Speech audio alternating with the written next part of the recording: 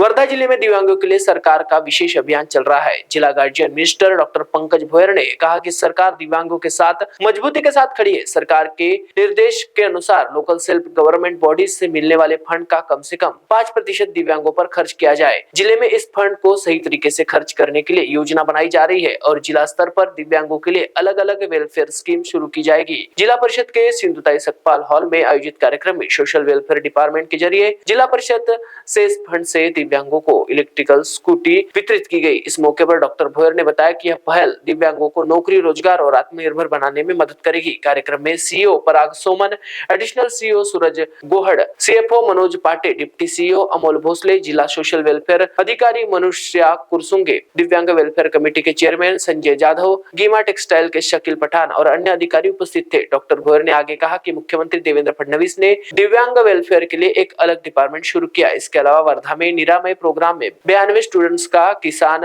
विकास पत्र वितरित किए गए और दिव्यांग दूल्हा दुल्हन की शादी में इंसेंटिव ग्रांट दी जाती है। डॉक्टर भोयर ने कहा कि सरकार का उद्देश्य गरीब और जरूरतमंद लोगों की हर संभव मदद करना और इस दिशा में काम लगातार जारी रहेगा। महाराष्ट्र T24 के लिए सतीश काळे, वर्धा। प्रत्येकाचा प्रयत्न त्या ठिकाणी असला पाहिजे।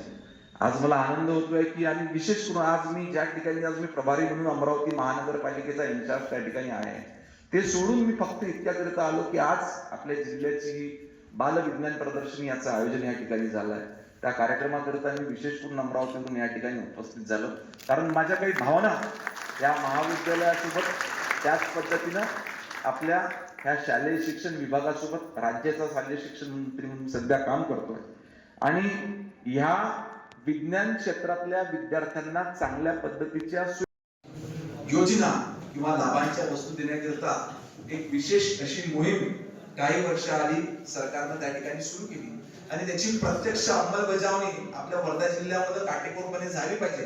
याच्याकरता आमचे सहयोगी मित्र संजयजी जाधव यांनी पुढाकार घेतला आणि बघता बघता मागच्या अनेक वर्षापासून ज्या स्थानिक स्वराज्य माध्यमातून त्या ठिकाणी होतो आहे।